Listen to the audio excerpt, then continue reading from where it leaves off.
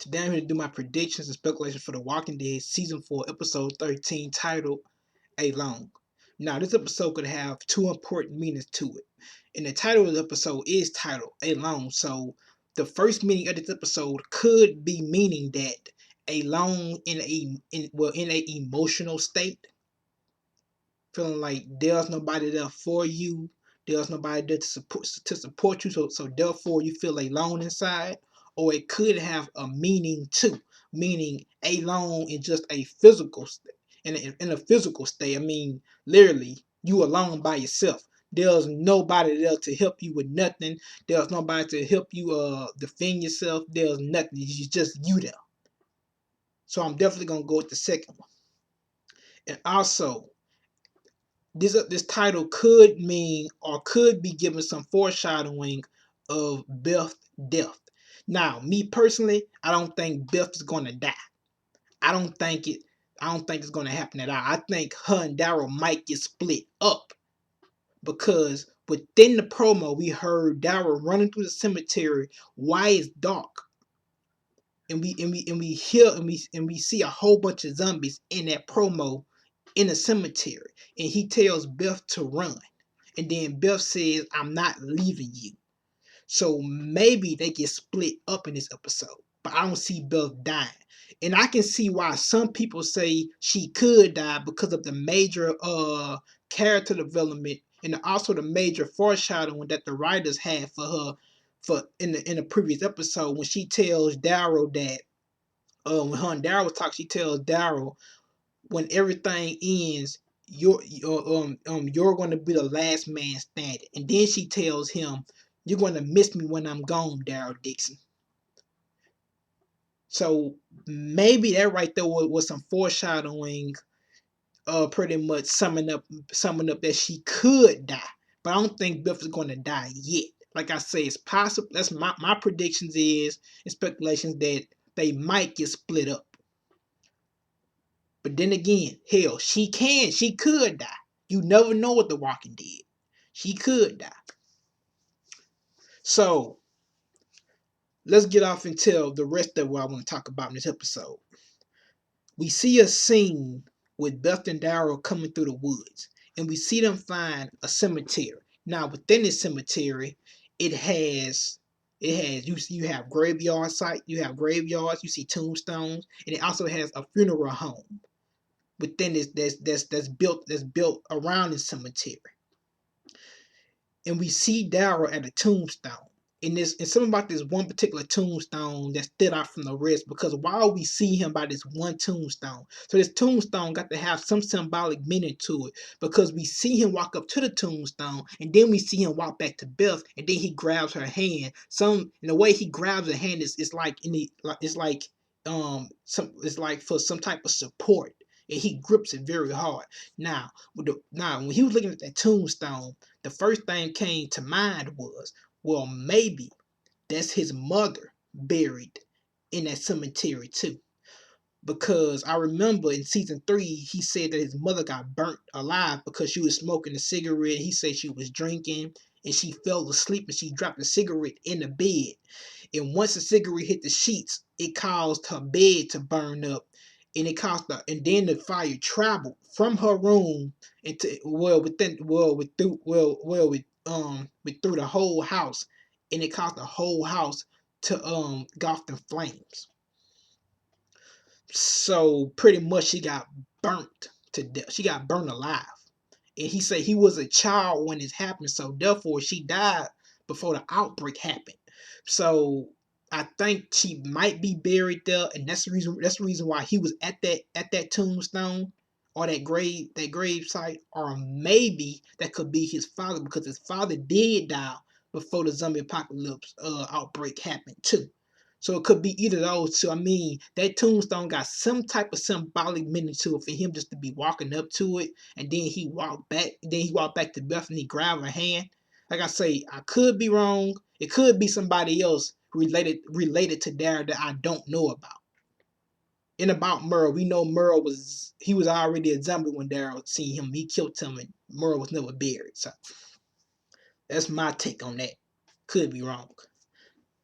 And next, we see Daryl and Beth find a cemetery while it's daytime.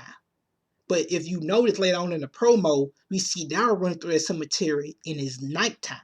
So I'm thinking they stayed in that funeral home, and they got a picture of Beth in that funeral home, sitting down next to a piano with well sitting next to a piano. You can see the piano note in her face. You can also see a new coffin, like a brand new coffin behind her with nobody in it. So maybe they chose to stay at that funeral home. Maybe for some type of sanctuary or some type of shelter. They chose to stay there, and the zombies ends up finding them. That's my prediction, speculations, and I'm trying to think how would they do that, or I could be wrong. Maybe it's an abandoned little mini house.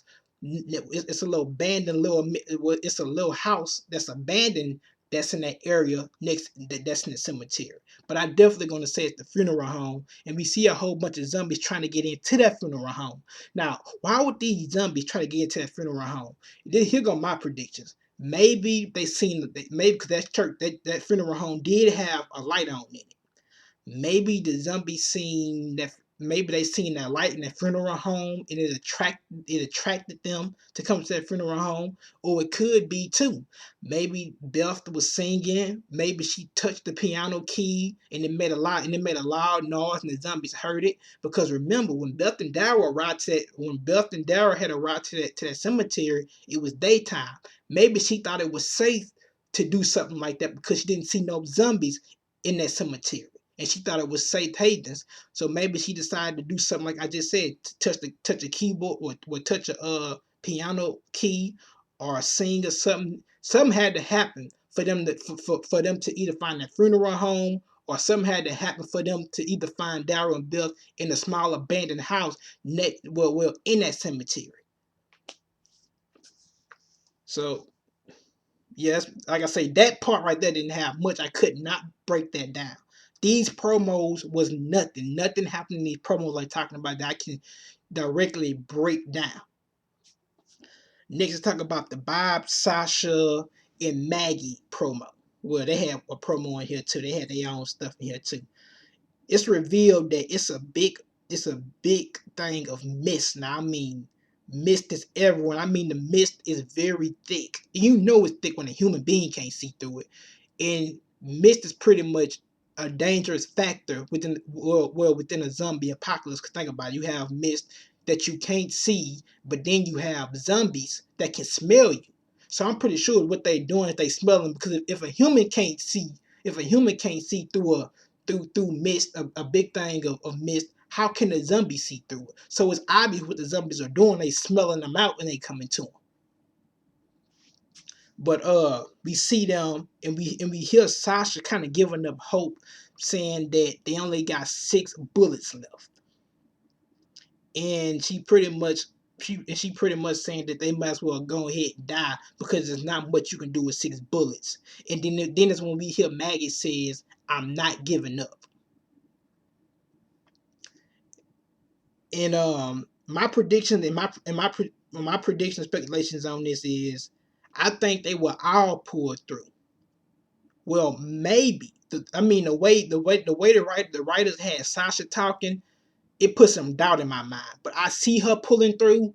But I definitely see Maggie and Bob. If not Sasha, I see Maggie and Bob pulling through. And I will put a picture in the description down below. It's a picture of Bob standing on the railroad track, looking back at either, I would like to think, Sasha and Maggie, or he could just be looking at Maggie. I don't see Maggie dying for nothing. I see them two dying before Maggie die.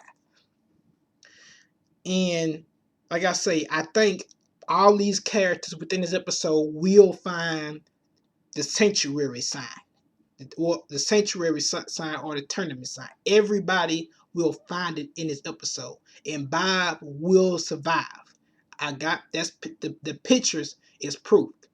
I mean, it's proof of this. The pictures are proof that Bob will survive. We see him standing on the railroad track. So they do find the railroad track, and they start to walk that way too. And also, like I say, him, and I see Sasha surviving.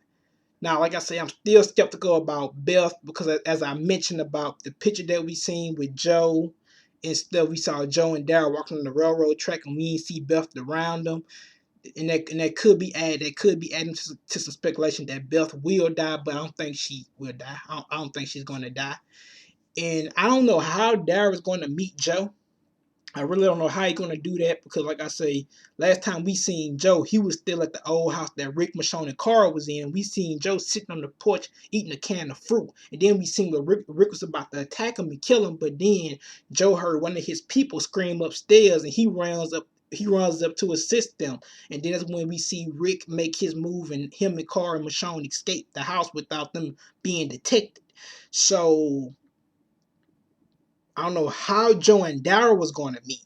Maybe Daryl ends up going back to that. He ends up going to that old house that Joe is at because the writers have been using these little, can't think of the name, but they have been using these little things where you have characters find signs of stuff that previous characters has left. Like, for example, when we see Daryl find the smushed grapes on the ground that Mecca or Lindsay had stepped on, we see him find that.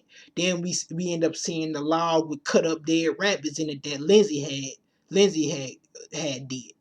So, like I say, we do see signs of previous characters leaving stuff behind. Then we see those characters find they stuff what they left behind. So, and then again, that's a good point because we see Daryl find Joe.